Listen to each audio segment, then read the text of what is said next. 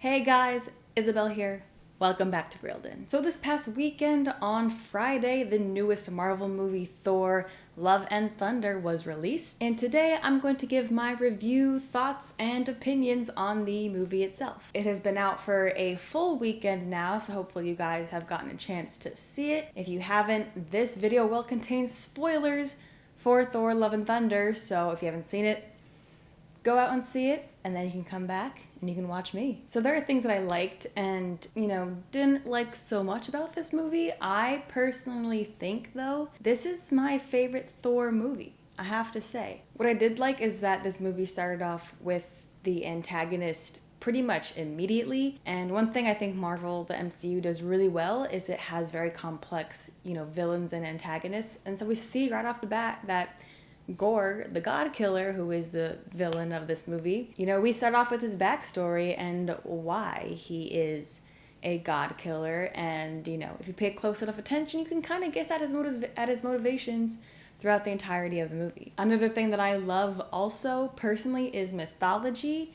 Not just Greek and Roman, but Egyptian, Mayan, literally any mythology in the world, I love learning about it. And we do see a few different ones in this movie. Obviously, Gore does not discriminate between which gods he kills, so he goes around literally killing all of them. Which I do have to say, I know, ratings for the movie, PG, try to keep it, on the low, but I honestly would have liked to see more of Gore actually doing the slaughtering.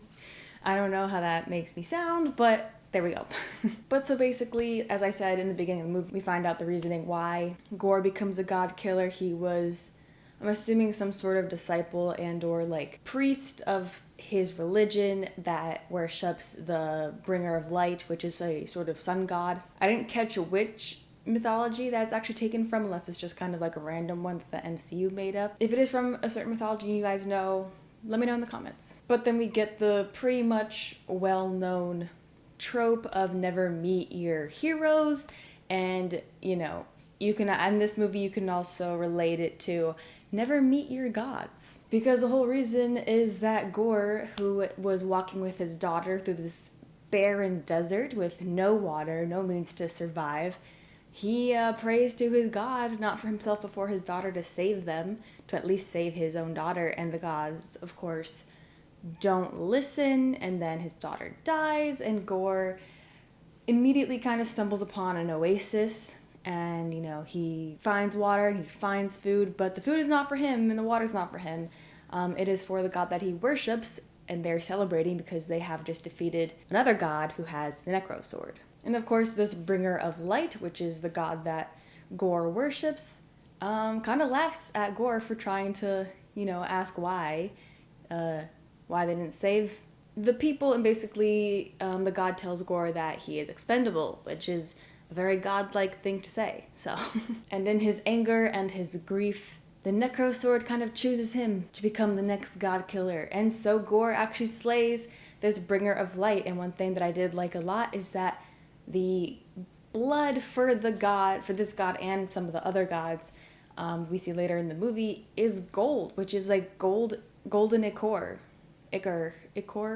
It's their life essence, and that's actually, in mythologies is described as what flows through actual God's veins. So I did like that they included that. If you guys are Percy Jackson fans, that is also in Percy Jackson series, so little nod for me at least. But then that whole opening sequence is over, and then we get to the main character of the movie, Thor. Now for me, I almost have to question if the Thor at the beginning of this movie is almost like a step back character-wise. Because to me, at least to me personally, the Thor at the beginning of this movie is almost equivalent to the Thor we see in the very first Thor movie, where he's pretty much he's being a god, He doesn't really, at least he's not letting it show his emotions and his humility, his humbleness, which I feel like he probably should have shown a little bit more of, considering all the things he has been through. And all I have to say is just him, like, not him flying on an axe, honestly. Like, this movie did start off super goofy, and I know some people really like that. But, like, the amount of goofiness and, like, the level of goofiness at the beginning of the movie had me a little bit worried that this was all the movie was going to be. I was holding out hope, though, that it wouldn't. Like, I kind of knew, if, of course, it would be, you know, there would be other levels and intricacies to the movie. I was just hoping that they would come sooner rather than later, which they did. So the goofiness didn't last for too long, which I am grateful for. What I am also grateful for is the fact that the Guardians were only in this movie for like maybe 15 minutes, not even, probably 10 minutes. You know, I do like the Guardians, but I was worried that, you know, the goofiness that the Guardians usually carry with them in their movies was gonna be like interwoven throughout the entirety of Thor: Love and Thunder, and I was like, I personally didn't really want that, but I am super excited for Guardians 3, and they can stay there, and Thor can have his, because this is Thor's movie, so I just didn't really want too many complications with that. Also, this just may be me not remembering,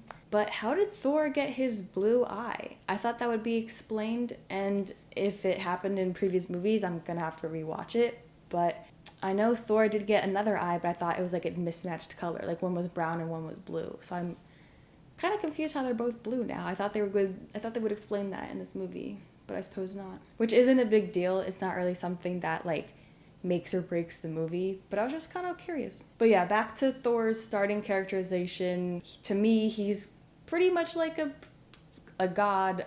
Thor just wants to be worshipped in a way.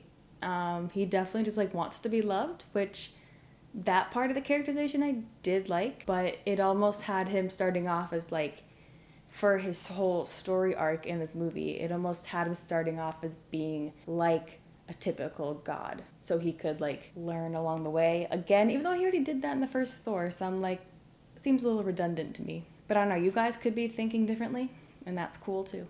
But it was kind of funny because, you know, he's puts himself out there to be a little bit like arrogant and ignorant and that, but that's how the actual Thor in Norse mythology acts, which I did think was kind of cool. Like I said, I'm a mythology nerd, so I did like seeing that and all the other mythology nods in this movie. But then we move on to Jane Foster, who is getting chemo, and even though they definitely tried to hide the way she beefed up with her arms, you can still kind of see it, you know, not a bad thing. I just think it's kind of funny that before she actually turned into Mighty Thor, you can still see her arm muscles when she's sitting in the chair. But then we get a surprise appearance from Darcy. This is the first time we've seen her since WandaVision, so love seeing her. She is a favorite character of mine. I love her in cameos or even the whole TV show about her, like, I love her. But yeah, Jane, she has cancer, which is following along with Mighty Thor's comic storyline. Jane does have cancer in the comics. She's very sick, and then she picks up Mjolnir, and she becomes the Mighty Thor, but then, as happens in this movie and also in the comics, every time she becomes Mighty Thor, that whole process takes away whatever treatment, chemotherapy she's going through, and then she returns weaker than she was before. But then we get transferred to New Asgard, which has become a new tourist attraction. I wonder if to promote more income to the village so they can, you know, rebuild things and improve things. I have to say, when Thor first came out, never in my wildest dreams did I think Asgard would ever become New Asgard, where you can go and visit on a cruise.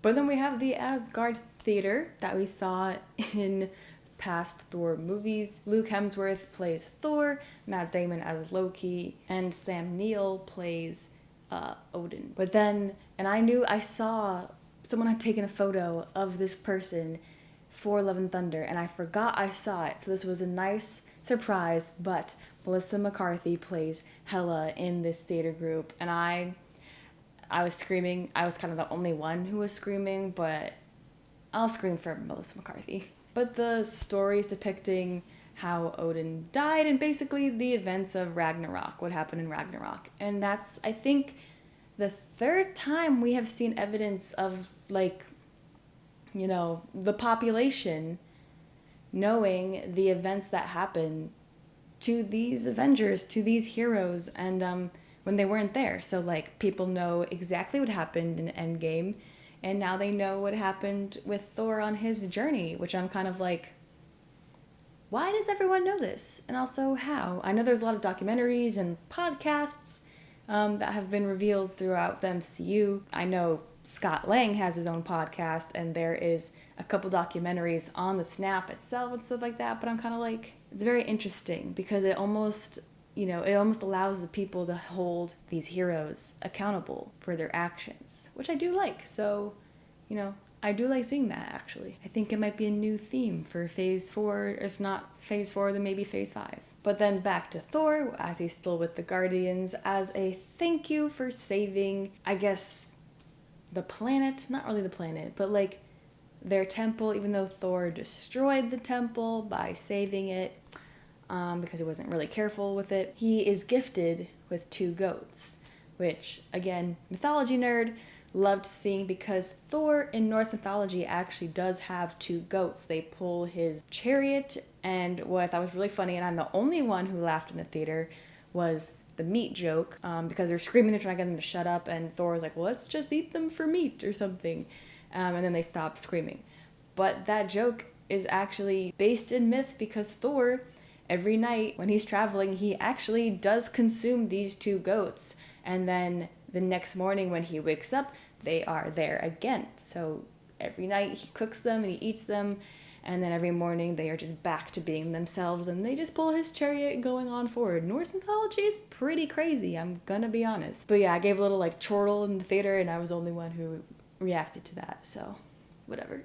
But then moving further into the movie, we see Gorr attack New Asgard, and the way he does it is super creepy. His character is super creepy, which I have to hand it off to Christian Bale. He does a really good job. But Gorr uses the shadows, and for me at least, in like horror / scary / creepy movies, shadow usages are like key. I think that's one of the creepiest things you can do, and he uses these creatures that come out of the shadows and to like terrorize and take people from the town. So I did love all of that. But because he's attacking New Asgard, we have Valkyrie swooping in to save the day. She's wearing Phantom the Opera pajamas. And now it has been 3 days since I've seen the movie, but I think the reason why Thor goes to New Asgard during this time is because Lady Sif, I think, says that he is next, and therefore New Asgard is Gorr's next target, and then they use the Bifrost and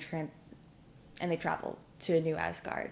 And so Thor arrives on the scene, he's beating up all the shadow people, and he hears Mjolnir's metallic tang, and he thinks he's gonna get his hammer back, and then all of a sudden the hammer pulls away, and we see a gloved fist catch the handle, and then we see Mighty Thor for the first time. And I have to say, all of Natalie Portman's scenes as Mighty Thor are pretty great, especially her fight sequences. Like, her whole fighting choreography in this one scene is honestly really cool, and the usage of the hammer, which looks to be fixed but can still split itself off to penetrate, all the shadow beings, really good usage, and I'm super happy with the character. And we actually do get some background on how Thor and Jane ended up splitting, but in that background we actually see that Thor asks Mjolnir to promise to always take care and protect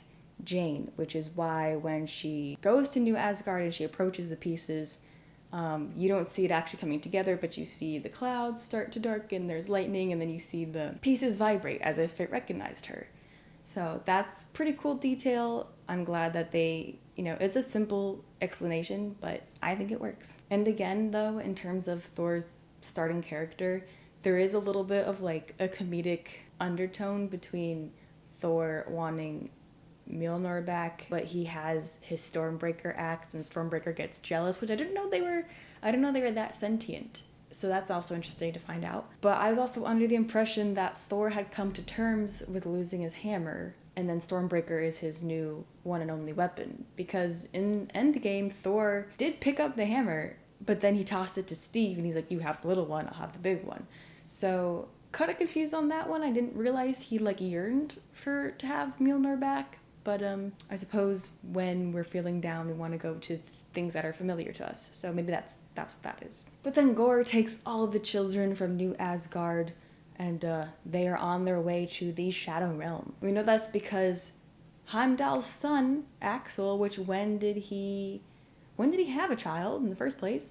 But Heimdall's son connects with Thor, and that is how Thor is able to know where they're going. And so they want to create an army to go fight Gore in the Shadow Realm, and their plan is to travel to Omnipotent City. Might have pronounced that wrong, but it's basically where all the gods congregate. And from the trailers, I did think this was Olympus, so interesting to find out that it's not. But a pairing I did love seeing was Valkyrie and Mighty Thor. I loved their friendship, their banter, and I kind of wish we got more of them. But another theme for the movie, in terms of the love of Love and Thunder, is that love isn't just romantic love. We get a lot of Gore and hints to what he's actually trying to do throughout this film and why he is the way he is, and Gore's love for his daughter is honestly what motivates him. Because so it's interesting to see that, most people, I think, view love as like this happy, bright, good feeling. But then people can also do what can be considered as bad things in the name of love. So I do like that theme as well in this movie. I'm glad it wasn't just, the happy kind. But then they arrive to the city of the gods, and we meet the head god, Zeus, who I must say is very in character from his actual Greek mythology persona. I mean, all he cares about is orgies, so, that is pretty on point for him. But there's also a scene where Thor becomes disrobed, and we see that he actually has tattoos on his back, pretty much of Loki. We have Loki helmet. It says, "Rest in peace, Loki," and then on the bottom says, "Rest in mischief," which is really sad, but he also is resting in mischief because there is a version of him running around the TVA and all these other timelines. So we also see a broken heart on his back tattoos, and there is a scroll of the other ones that he has lost. So I think it says his mother, his father, Natasha Romanoff, and Tony Stark, which is kind of sad. But then we have another amazing fight scene. Golden ichor is just spraying everywhere as Valkyrie and Mighty Thor and Thor are battling I guess they're guards, the city guards. But Zeus, in his anger, he strikes his bolt and it hits Korg, and literally not me thinking that this was Korg's end, but thankfully it's not. As long as you don't hit the face, you don't destroy his mouth, will live on. And I'm assuming, put him against some boulders and he'll just kind of reform. But literally just seeing Korg just like kind of fall and crumble, it gave me like the Avengers being dusted PTSD. And also there are some nods to the Eternals in this movie as they are fleeing the city. There are two Celestials peering in the window, and they actually literally fly right past them. So I'm looking at my notes that I wrote during the actual movie, and I literally wrote down, I was like, this movie is so gay. Like, I feel like Taika was able to get away with a lot, which I loved. And honestly though, I don't think it was gay enough. This movie is called Thor, Love and Thunder. Well, they definitely brought the love. They brought all the love. But going into a more serious note on this film, a thought I had while watching the movie is a little bit similar to the point that Incredibles 2, gives their villain, is I wonder if there's also, with the whole worshiping gods, if it makes sort of like a complicated living scenario, because you come to depend on this higher power to solve your problems. Like with Gore, obviously, he wasn't gonna find water or shade for miles, like we know that. But, it's like, is there, the people who worship these gods, is their dependency on these higher beings kind of weakening their own resolve to, like, do things for themselves and, help their own self survive, basically. I don't know if that was an intentional theme for the movie or an intentional question posed from the movie, but that's what I had a feeling, that's what I was thinking, and it wasn't super addressed in this movie, but I feel like it could definitely be like a background question. Now, I for one sometimes find that just like the Thor movies have gained a lot of color, especially Ragnarok and this movie Thor Love and Thunder, which can sometimes, for me at least, be a little bit too much. But I thought the visuals were really cool in this movie, especially when they do eventually go to the shadow realm, which is black and white because shadows cannot absorb color. But then when they have their own light source, like Zeus's bolt or Thor's hammer, you see a little bit of the light reflected on them, which is really cool. Visually stunning, visually a masterpiece. So I wasn't too bothered by it in this movie. But I know a lot of people like that, the colorfulness of the Thor movies, so if that is something that you enjoy, then you are definitely going to enjoy this movie. And like I stated earlier, the beginning of this movie was super goofy, in my own opinion, a little too goofy to start off the movie, but as goofy and silly as it seems, this movie also had a lot of heart to it, and I'm glad that when they were having a serious talk, a serious moment, they didn't ruin it with like a one-liner or a goofy thing, which is something that I personally think, especially the second movie of Guardians in the Galaxy does. I don't know how the third one is going to be, but I was also a bit worried seeing, in the trailer that the Guardians were going to be in this movie, that might happen. So I'm glad it didn't. It kept it serious, it kept it heartfelt. So I think the balance between the goofiness and the heartwarmingness was actually pretty well done. And the parallel I found kind of interesting is between Jane, actually, and Gore, because they both needed these physical objects to survive. So because Jane kept picking up the hammer, the chemo she was going through, the hammer irradiated that chemo, which the chemo is supposed to irradiate Jane's own cancerous cells. So, every time she picked up the hammer, she would fall more ill. She would become weaker. So in order to survive, she would have to be Mighty Thor for forever. She could never, I feel like, go back to being Jane Foster. But then with Gore, we find out that his use of the Necro Sword is also slowly killing him over time. And if he were ever to lose or have the Necro Sword break, he would die. So just an interesting parallel that I noticed. And also, two sides of a coin. Mighty Thor is the light side, and then Gore is the dark side. Also, one thing that I thought was really nice is the use of misdirection, or in my case, attempted use, because I kind of knew what was going to happen. But you think, and the characters think, that Gore is going to find this eternal being and ask for all the gods to be wiped out or something sinister like that. But, if you're paying close enough attention to Gore's actual motives, you kind of figure out that he's going to ask for his daughter back, which he does at the end. But then we have this really interesting scene where Thor makes it to the center of the universe as well, to this eternal being, and the kids are there for some reason. I don't know why Gore brought the children with him, because he was using the children to bring Thor as bait so we could get Stormbreaker, because you need the Bifrost to open up this gate to eternity.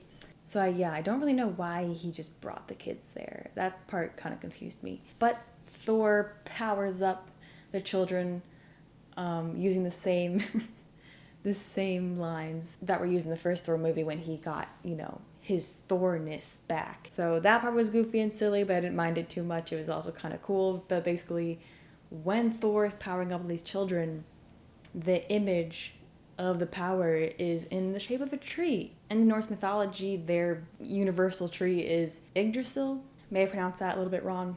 But basically, it's the tree that holds the 9 realms of the world. So I did think that was really cool, visually. And because there was many different children in there from different places of the world, so I think it just kind of encompassed all of them.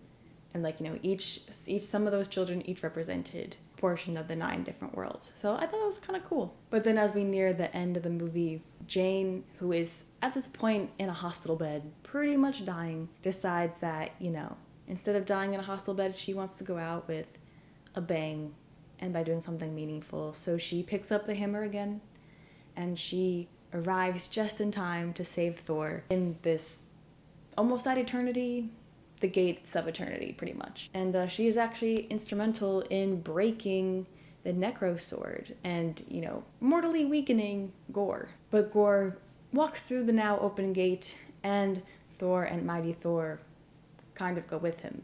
And they are now in eternity, in which that cosmic figure is actually pretty accurate looking from the comics, and I'm pretty impressed that they pulled it off to look pretty amazing and not just campy. But I do think this movie is also about closure and acceptance, especially in terms of death and losing loved ones. Gorr does ask for his daughter back, but I think he has accepted that he will not be the one to be with her. And Jane, I think, has finally accepted her fate, a fact that we see she actually has difficulty coming to terms with for, very good reasons. I think a lot of people would have difficulty coming to terms with that.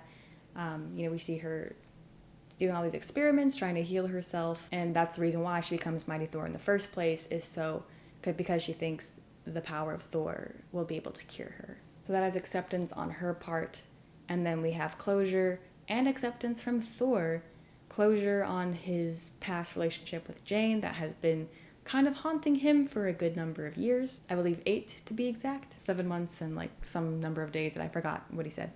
But also accepting for him that sometimes you do have to let go of your love for things. And, that is what happened at the end of this movie, which was, make sure you bring some tissues for this movie is all I really have to say on that part. Because I don't want to give too much away for you guys. I want you guys to feel the raw emotion for yourself. But then in the closing act of this movie, all the kids come back to New Asgard.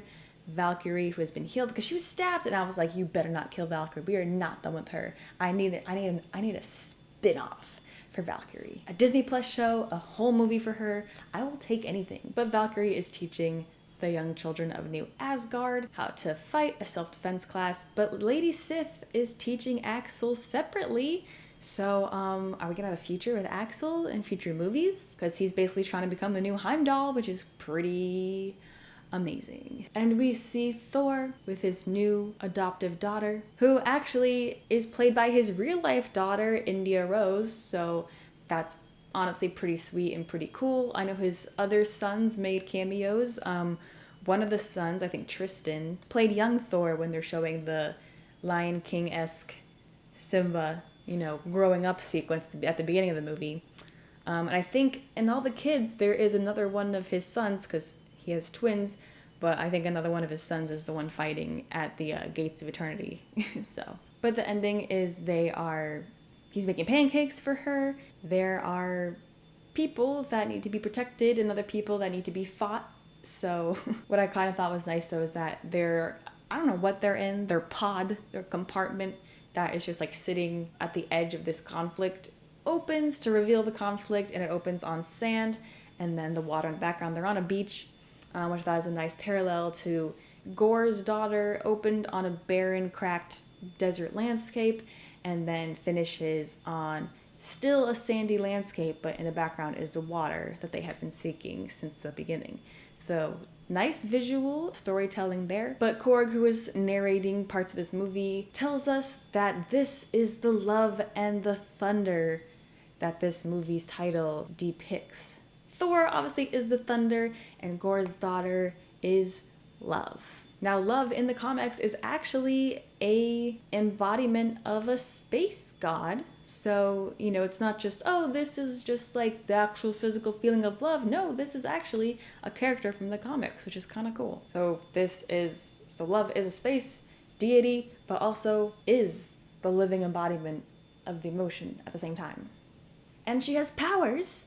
So I feel like there's a lot she can do. But I do know that, Chris Hemsworth said his children aren't going to become child stars. So if love is in the future of the MCU, I'm actually interested on how they're going to do that, how they're going to handle that. And I knew this Thor movie would be, pretty emotional, but it was really heartwarming, which is not what I thought it was going to be, but I'm glad it is. And I'm glad, as I said many times, it wasn't as goofy as I thought it was going to be. I did not expect Thor to become a dad or an uncle, because she calls him Uncle Thor. And honestly, I did not think Jane Foster would die. That was a surprise for me. There was a moment where I did think Gore would actually switch his wish and ask for Jane to survive. I feel like creatively that would have also been a pretty good character change for Gore. You know, realizing that there's this god who he doesn't think can love, and obviously, you know, the love of his life is dying in his arms. Also, Thor did get Mjolnir back at the end of the movie, which again, I'm like, I thought you were fine without having Mjolnir. But I guess if you wanted to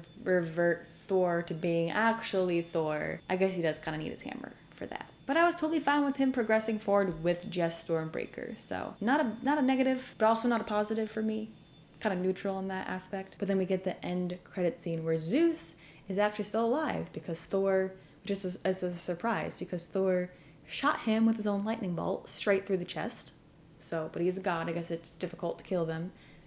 But we finally get Hercules, who is Zeus's son. Although in the mythology, Hercules is a demigod, so I think that is switched up a little bit in the MCU. He seems to be like an actual god himself. But in the comics, Thor and Hercules are longtime rivals, and Thor will return. We know that.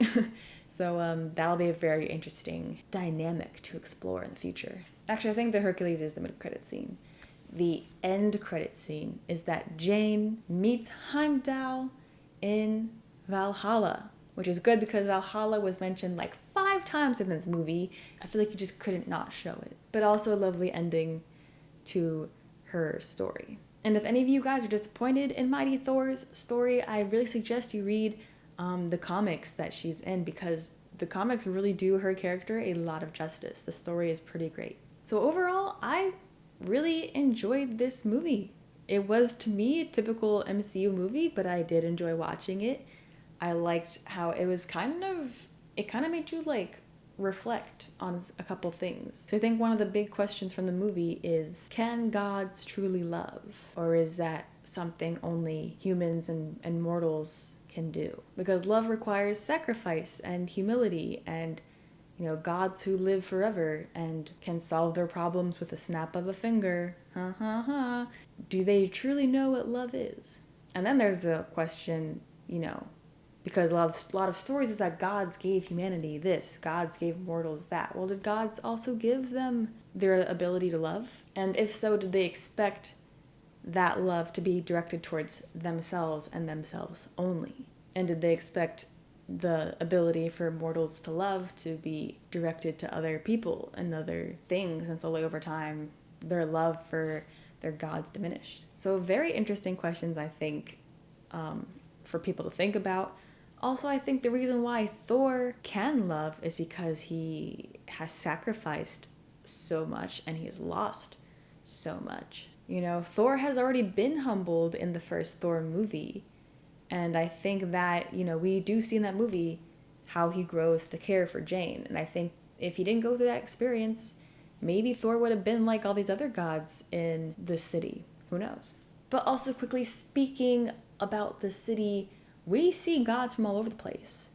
We even see Minerva, who is the Roman counterpoint of Athena, which brings me back to some of the Eternals references, the Eternals Easter eggs we see, because in Eternals it is explained that humanity has sort of believed in these things like Athena, because Athena is a character in Eternals, so that their own existence is the reason why humanity believes in certain gods and things like that. But obviously these gods do actually exist, so I think that might be a little bit of a continuity issue. Not sure about that. Maybe it'll be explained in the future. We obviously have not seen the last of the Eternals, but that's just a little confusion for me on my part. But overall, the mythology for this movie was on point. If you look carefully at the background buildings of New Asgard and even in the City of the Gods, it's really cool just to see all of it, kind of being thrown in there for an Easter egg for you to find. But guys, that was my review on Thor Love and Thunder. Like I said, it was a typical Marvel movie, but it was also, I think, my favorite Thor movie, even above Ragnarok, which I know that's a lot of people's favorite MCU movie, period. But I feel like I didn't like it as much as other people. I still liked it, but it wasn't my favorite movie, So I think I might rate this movie at like an 81. It passed the class. Well guys, be sure to leave a like on the video. Comment what was your favorite thing about Thor Love and Thunder. Are you excited for Thor to return in the future? Be sure to subscribe to the channel, hit the notification bell so you don't miss future Marvel movie reviews from me as well as Marvel reaction videos. But guys, that's all I got for you today. So thank you so much for watching, and I'll see you guys next time.